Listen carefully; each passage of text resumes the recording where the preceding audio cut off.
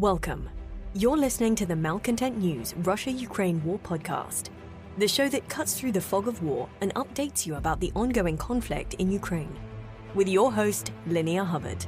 Don't forget to like, comment, and subscribe on Apple Podcasts, Spotify, and Google Podcasts. I'm Linnea Hubbard, and today is Monday, May 1st, 2023. It's been 3,351 days since Russia occupied Crimea on February 27, 2014, and 432 days since the large-scale invasion of Ukraine began. Today's podcast looks at what happened, over the weekend in the Russia-Ukraine war. The Malcontent News Russia-Ukraine War Report is compiled by our team from around the world. Today's report includes information from direct contacts in Ukraine and their proxies, Russian Ministry of Defense reports, the General Staff of the Armed Forces of Ukraine reports, operational commands north, south, and east of Ukraine, open source intelligence, our in-house team of analysts and geolocation experts, and pro-Ukrainian and pro-Russian mill bloggers and social media accounts with a track record of trying to be accurate. We have one mission: to report the truth, because the truth matters.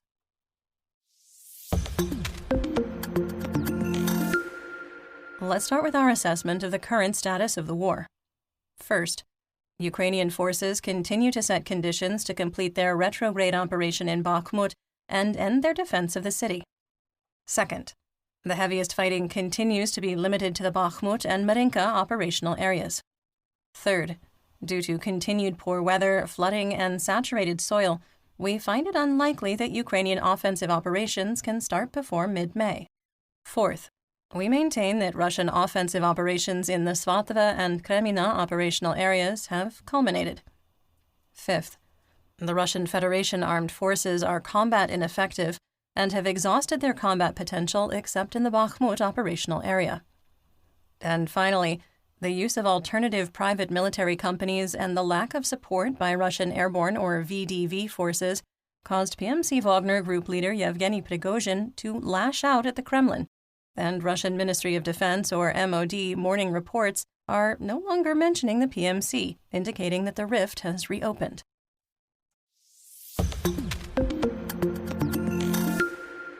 Let's get some regional updates, starting with Kharkiv.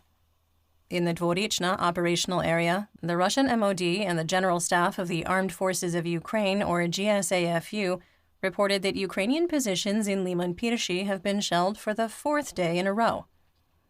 The Russian MOD reported that Ukrainian forces continued probing attacks using reconnaissance and reconnaissance in force near Sinkivka on April 29th and Vilshana on April 30th.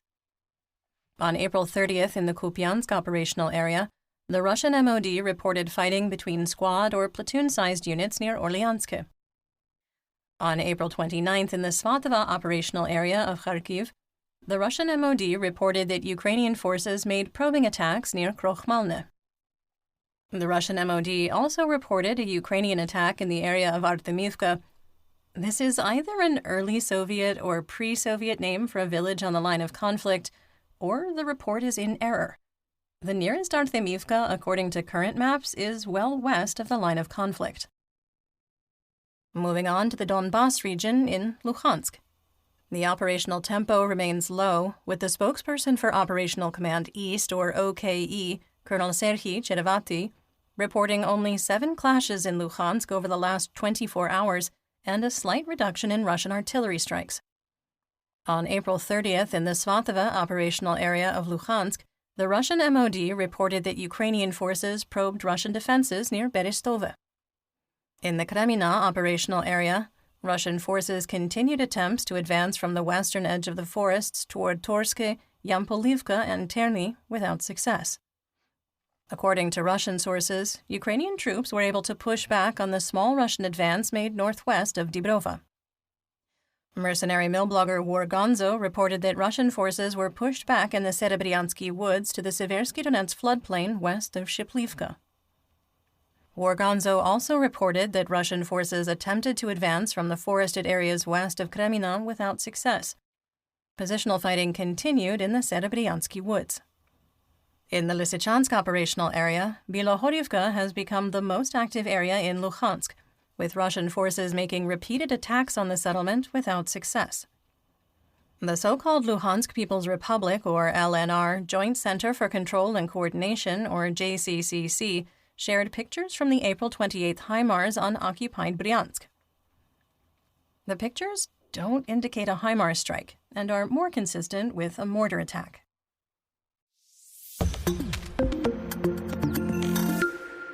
In northeast Donetsk, in the Solidar operational area, PMC Wagner-aligned Russian combat journalist Alexander Simonov reported that Ukrainian forces are making the situation, quote, very tense in Paraskovievka due to active counter-battery fire, drone operations, and occasional targeting of Russian ground lines of communication, called GLOCs, those are supply lines. In Bakhmut, Ukraine's retrograde operation continues, with PMC Wagner being held along new defensive lines over the last 48 hours. There is no reason to believe that Wagner Group has culminated after a consistent pattern of making territorial gains followed by a 48 to 96-hour pause. The Russian MOD reported 58 fire missions with 7 close air support sorties by Russian Army Aviation and Air Force, or VKS, on April 29th, and 61 fire missions with no airstrikes on April 30th. In breaking news, General Oleksandr Syrsky, commander of OKE, claimed that Ukrainian forces launched a limited counteroffensive within the city of Bakhmut, which forced PMC Wagner to retreat from several positions. Northwest of Bakhmut, PMC Wagner led attacks in the directions of Minkivka and Bohdanivka without success. Intense fighting continues near Khomove, with Russian proxy forces and Ukrainian troops trading defensive positions near the T-506 highway GLOC, sometimes more than once a day. In the northern part of Bakhmut, there was no change, with continued fighting in the area of Hospital No. 2 and PMC Wagner occupying a handful of homes past the line of conflict. In west-central Bakhmut, Ukrainian and Russian sources claim PMC Wagner occupied the medical college, with Ukrainian forces falling back to the high-rises west of Tchaikovsky Street. The situation is unchanged in the southern part of Bakhmut, with Ukrainian forces under heavy pressure along Korsunskoho Street and Robocha Avenue. South of Ivanivsky, the Russian MOD reported that Ukrainian forces launched a counterattack on April 29th, while the GSAFU reported that Russian attacks on April 30th failed. The Russian MOD also reported that Ukrainian forces went on the offensive in the direction of Chasiv Yar on April 29th, while the GSAFU reported a failed Russian attack. There were no new claims that the T-504 highway GLOC was severed, with repeated claims of Ukrainian troop rotations, including from the Russian MOD. In the Kostyantinivka operational direction, a Russian attack in the direction of Pretechne was repulsed.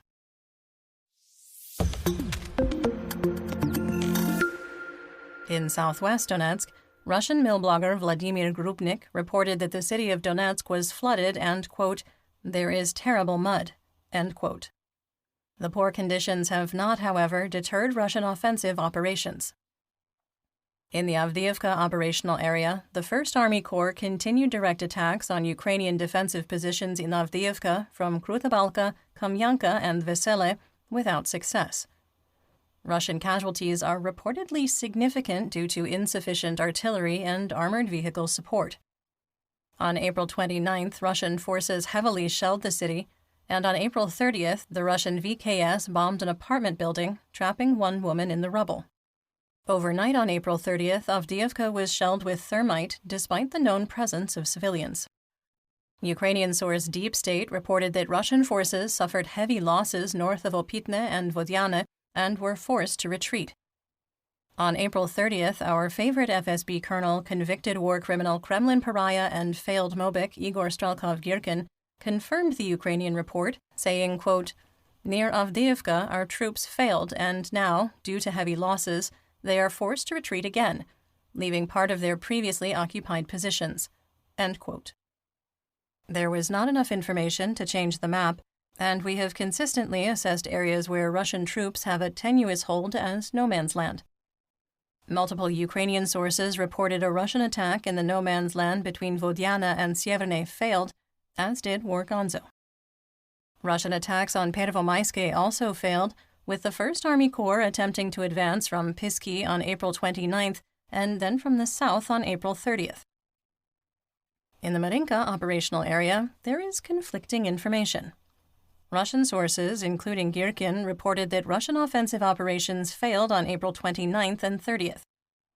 Our favorite FSB colonel said, quote, "In Marinka, on the whole, without changes, the bloody street push-pull continued throughout April with varying success."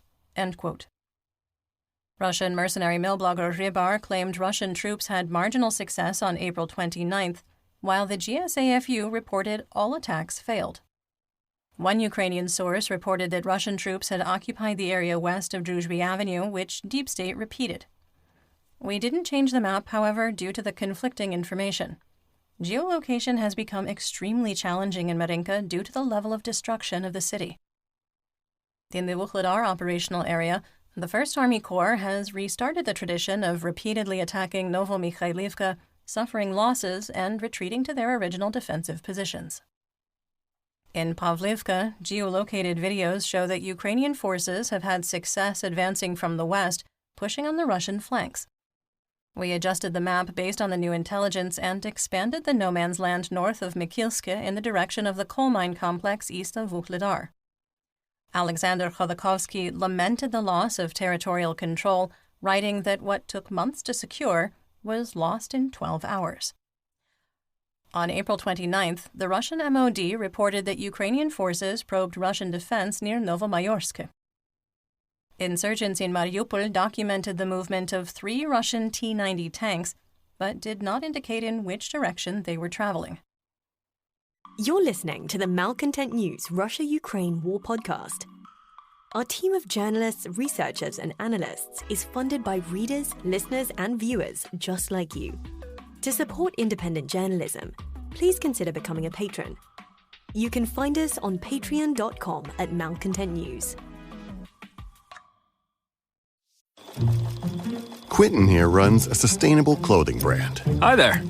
He's excited that his shipping company FedEx has set a goal of having carbon-neutral operations by 2040. Impressive. When an influencer tweeted about his recycled bamboo t-shirts, Quentin unexpectedly became quite popular. I'll take it. He uses FedEx to reach new customers around the globe while making Earth a priority. FedEx, where now meets next.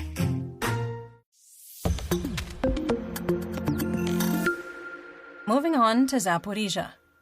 Rybar confirmed local resident reports that rockets fired by HIMARS hit the railroad depot in occupied Tokmak. In occupied Melitopol, a hotel used as a barracks by Russian troops was also hit by HIMARS, according to videos and confirmed by Russian sources. The exiled mayor of Melitopol, Ivan Fedorov, wrote a message of hope and indirect thanks worth sharing. Quote, "Despite fear and terror, the people of Melitopol under occupation inform, wait, and act. You are our resistance and support. Thanks to you, we are in control of the situation. We are communicating it to the general public, and we are able to help free our people. Despite the enemy's efforts to drive residents into an information vacuum, journalists and bloggers hold this front. Despite the threats, the visits of the occupiers, and the abduction of loved ones, the only local site continues to work. We thank all the local, national, and international mass media which deliver the truth every day. Melitopol is and will be Ukrainian." End quote. To our listeners in occupied Zaporizhzhia, we see that you're listening through the tracking data. The truth matters, and we will continue sharing the truth with you. There was no update on the status of the Zaporizhzhia nuclear power plant. In the Black Sea, Crimea, Mykolaiv, and Odessa region, Operational Command South, or OKS, reported 7 Black Sea Fleet vessels on patrol with no missile carriers. Earlier in the day, there were 15 ships, including 4 missile carriers capable of launching up to 24 caliber cruise missiles in total. The fuel terminal at Cossack Bay burned itself out, with 10 storage tanks destroyed or heavily damaged. An estimated 40,000 tons of fuel were destroyed. With black smoke hanging in the air and minefields, bunkers, trenches, barbed wire, and dragon's teeth on Crimean beaches, the Gauleiter Vadim Volchenko, the Minister of Resorts and Tourism for occupied Crimea, somehow said with a straight face, quote, "Crimea is preparing for the beginning of the May holidays and the holiday season in an absolutely regular mode," end quote. Okay, the emphasis is mine because that is a completely ridiculous thing to say. I imagine that Mr. Volchenko also believed that the musicians who played during the sinking of the Titanic tuned their instruments in an absolutely regular mode.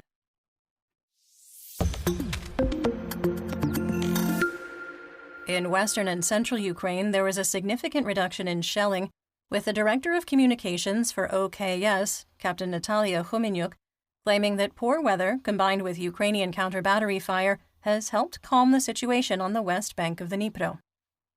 Despite Russian artillery strikes down 50 to 70%, 2 civilians were killed and 4 wounded between April 29th and 30th.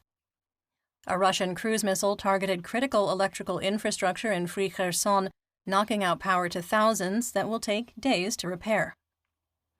Russian-occupied Oleshki was heavily shelled, along with Kakhovka and Holopristan. In Dnipropetrovsk, Russian S-300 anti-aircraft missiles used for a ground attack struck near a chemical plant in Pavlohrad, setting off a massive explosion. There are numerous claims of secondary explosions, but the longest video distributed on the internet is muted, and all other videos only record a single massive blast. A short video records the sounds of several additional smaller explosions immediately after the initial blast, followed by silence.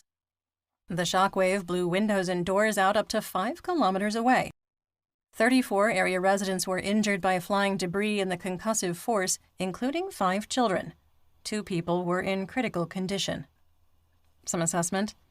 We cannot conclusively determine what exploded, but the initial blast, the lack of audio evidence, and how quickly the fire burned out, with little damage from secondary explosions through the city, do not point to an ammunition depot being destroyed. Air defense missiles, as Russian sources claim were destroyed, explode airborne and resemble fireworks when they cook off. They don't fly off in a consistent pattern.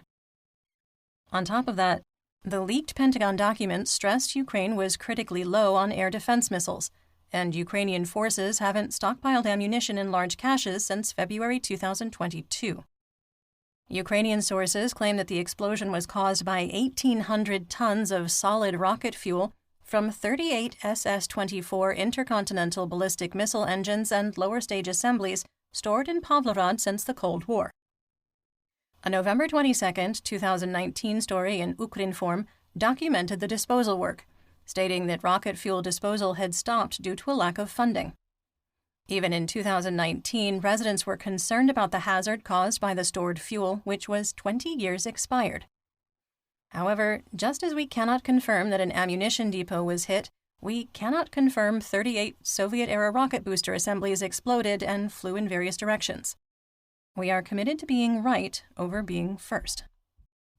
18 cruise missiles were launched at Ukraine yesterday by the Russian VKS, and there are reports of power outages in Dnipro due to damage to electrical infrastructure from a Russian missile attack. On the Russian front, Ukrainian forces reportedly fired on the village of Suzemka in the Bryansk region, allegedly killing 4. A home was destroyed and 2 more were damaged. In the Sverdlovsk region, saboteurs destroyed a relay and battery cabinet near the Nizhny Tagil station, destroying railroad safety controls near Yekaterinburg. Russian investigators report finding a bottle with fuel by the damaged cabinet. In Bryansk near Unechsky, saboteurs set off an explosive charge on railroad tracks while a fuel train passed, derailing at least 7 fuel tankers and igniting a fire. A bomb threat was called into the Pulkovo airport in St. Petersburg, forcing a temporary closure. The unknown person introduced himself as Grigory Leps from Ufa and promised to arrange, quote, "the worst day in St. Petersburg," end quote. The airport was closed for about an hour while officials did a security sweep. No explosive device was located.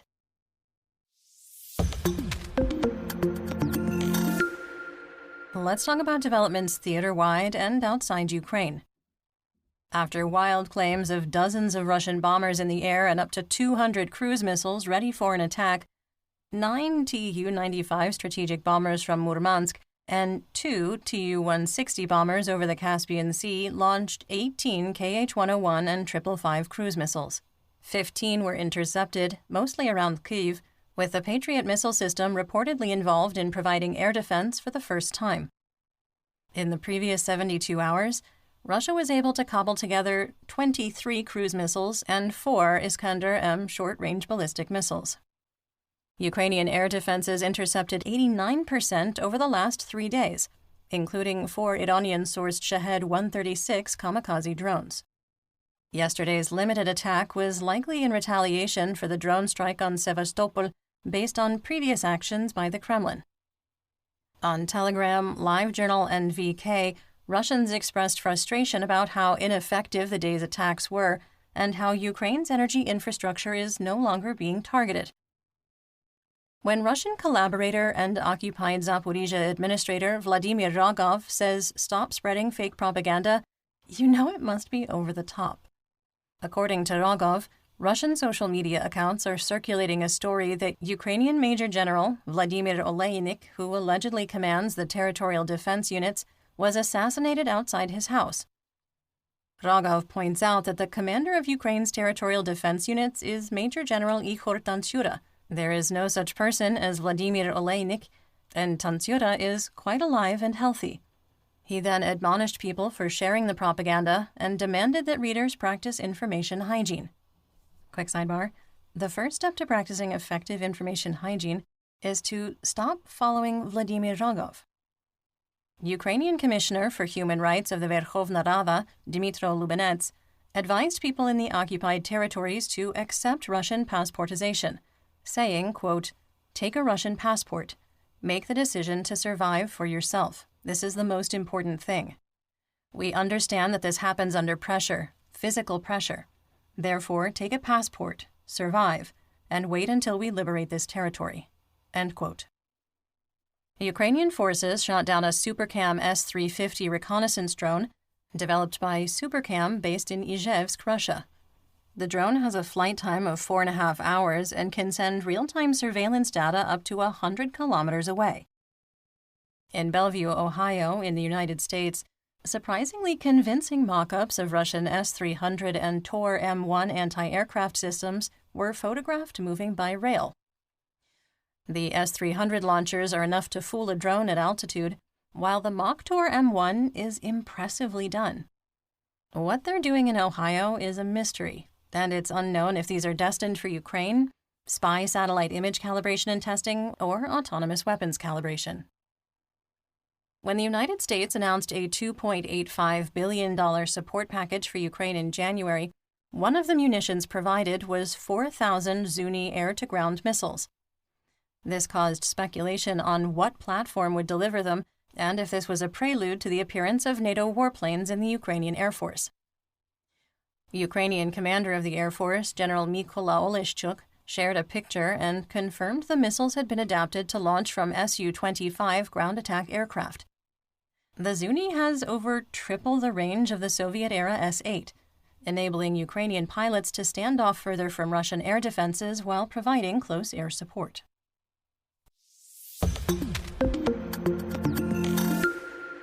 Speaking of enabling, let's talk about the Russian military, mobilization, and Mir.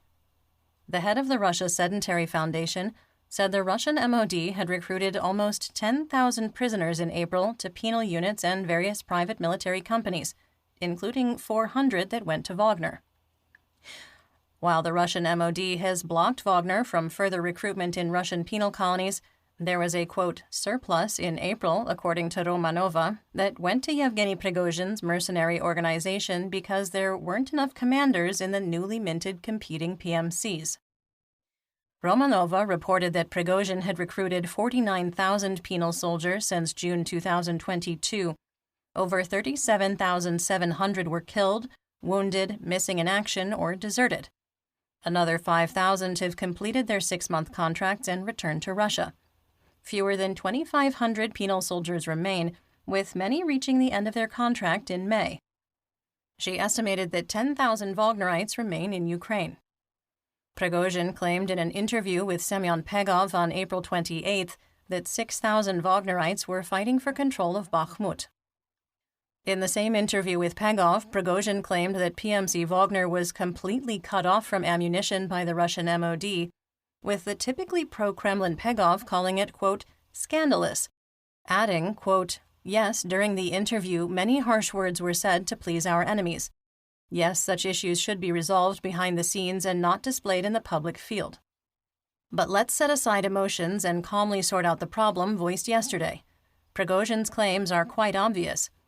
While colossal ammunition reserves accumulate far from the front, assault units are sitting on starvation rations. By the way, this is not only about PMCs.